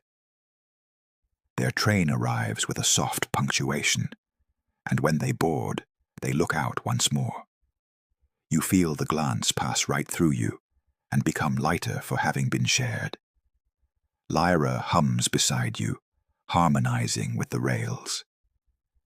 "You have become a corridor," she says. "A corridor?" the moon asks, pleased. "Between waking and rest," Lyra answers. "People move through you and remember how to arrive." You carry that line, pocket it with your secrets. The corridor widens into a plateau scattered with lakes round as coins. Each water face edits the moon differently, one sharp, one blurry, one broken by reeds, and she loves every version without ranking them. You do the same with your own reflections, the ones that drift through mind and memory. Tonight, everything gets to stay. On a cliff ledge, an observatory sits like a teacup set carefully back on its saucer. Inside, a different student than last time adjusts a telescope, shoulders hunched with the weight of both wonder and obligation. The eyepiece fills with cratered truth, pocks, ridges, seas with names more poetic than scientific. The student exhales and writes a note you can almost read. Texture, true, proof of survival. You tuck it away for later, knowing later will arrive kindly. Wind brushes past, smelling of iron and distance. The moon listens to it, the way a nurse listens to a heartbeat. Calm, practiced, caring. You borrow that skill for your own thoughts. When an anxious one steps into the hallway, you nod to it and let it walk by. No wrestling, just a polite escort to the door of elsewhere. Far below, a row of cabins trusses the shoreline of a long, dark lake. One window is awake. A musician leans over a desk, pencil poised above staff paper. No melody will behave, not even the stubborn one that usually saves the night. The moon sends a thin seam of silver across the desk, and the stubborn line remembers how to soften. The musician writes, then stops, then laughs at nothing, which is often how the best songs begin. You don't hear it, but you do. A glimmer of certainty settling in a chest that needed it. A fox appears at the tree line, ears triangulating on the universe. It steps to the water's edge and drinks the moon in sips. You envy its confidence in thirst and follow suit. Inhale through your nose, exhale like pouring. The lake accepts the lesson and becomes more lake. Somewhere beyond the ridge, bells ring out from a monastery cut into stone. Not a performance, just a schedule made holy by repetition. The moon sets her glow to the tempo, and you notice your heart obediently keep time. Routine, it turns out, is just ritual that loves you back. The dark goes on being generous. You and the moon enter a countryside that feels composed. Fields squared neatly, canals thinking in straight lines, farmhouses tucked like commas in a sentence that refuses to end. The night is the editor here, trimming noise, keeping meaning. Her light moves over water that sits with the poise of a mirror, practiced at secrets. It gives back only what you're ready to see. A cyclist rolls along a towpath, lamp bobbing. Their breath shows itself in little clouds of honesty. The moon keeps pace at a dignified distance. You match her cadence with your own softer breathing. The cyclist crosses a small bridge where someone has scratched a heart into the rail. Your light slides over it and discovers the initials have weathered into abstraction. Mystery improves it. In a nearby village square, a clock tower admits it might be wrong by a few minutes and doesn't apologize. A bakery across the cobbles glows like a lantern with a crust. 2 early hands fold dough, and flour lifts into the air like quiet weather. The moon ladders her light through the window, and the bakers move in a choreography they did not rehearse. Turn, fold, rest, turn, fold, rest. You feel your thoughts follow suit, turn, soften, rest. On a canal barge, a woman rocks gently awake, and then decides against it. Before sleep returns, she reaches toward the porthole and touches the circle of the moon on glass. Her palm leaves a little fog print that immediately begins to fade. Impermanence is so tender when it's this small. The moon notices and brightens a whisper, a way of saying, I felt that too. You lie very still and let the feeling happen to you. Lyra coasts closer, voice warm. You've escorted 1,000 nights, she says. What will you do with this one's last minutes? The moon considers. Bless the ordinary, she answers, and begins. Rooftops, gutters, a gate that sticks, a garden chair with rain memory, a laundry line strung with shadows of shirts, a pair of boots resigned to the door, a kettle catching its breath after boiling. Each receives a small, exact radius of light, the portion that suits it, no more, no less. You feel your mind imitate this generosity, each thought given its rightful lamp, none interrogated under a spotlight. The world tilts toward its next color. On the far edge of the fields, a pale rind of morning peels the sky.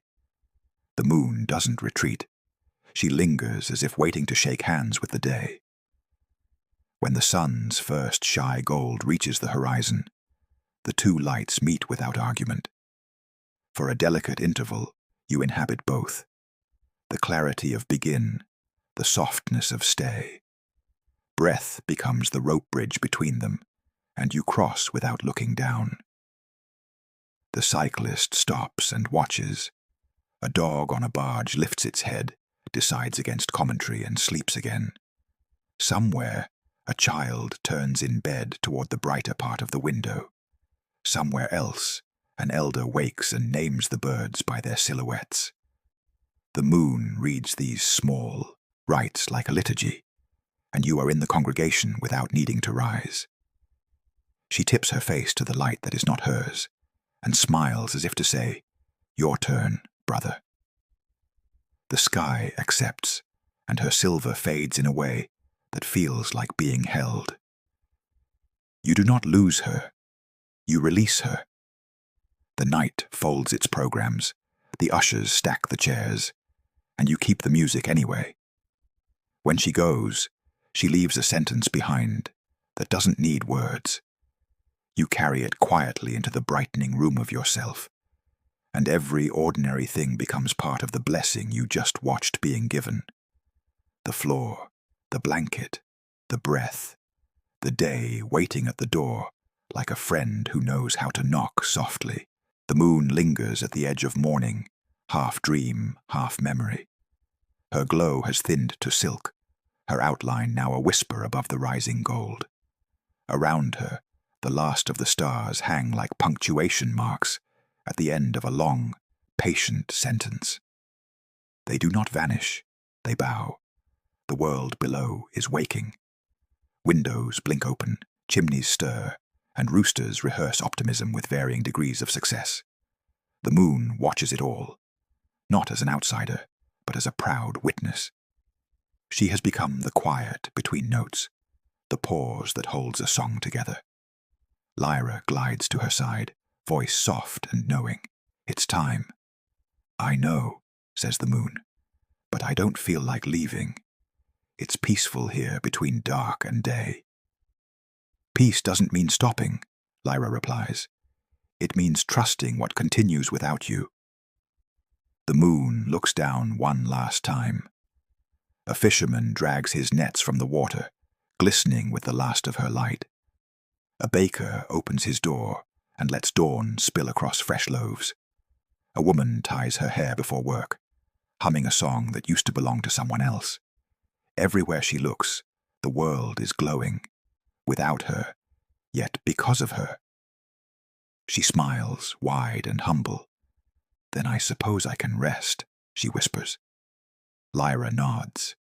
Rest isn't the absence of work, it's the completion of meaning.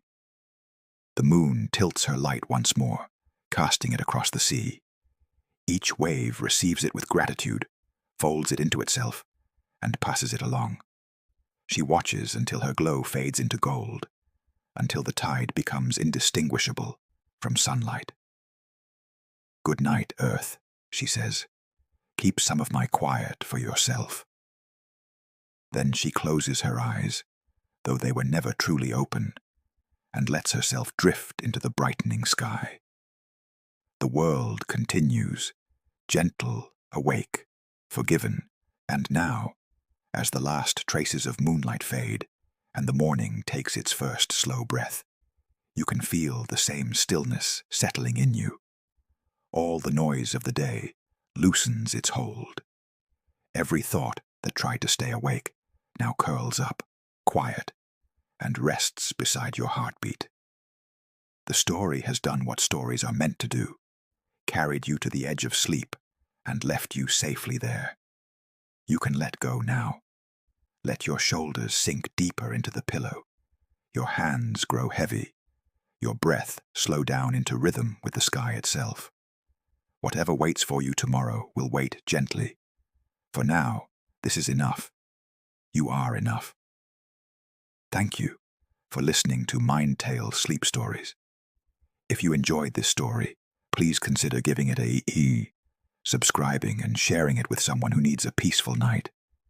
Sleep well, dream kindly, and remember, even in the dark, you are part of the light.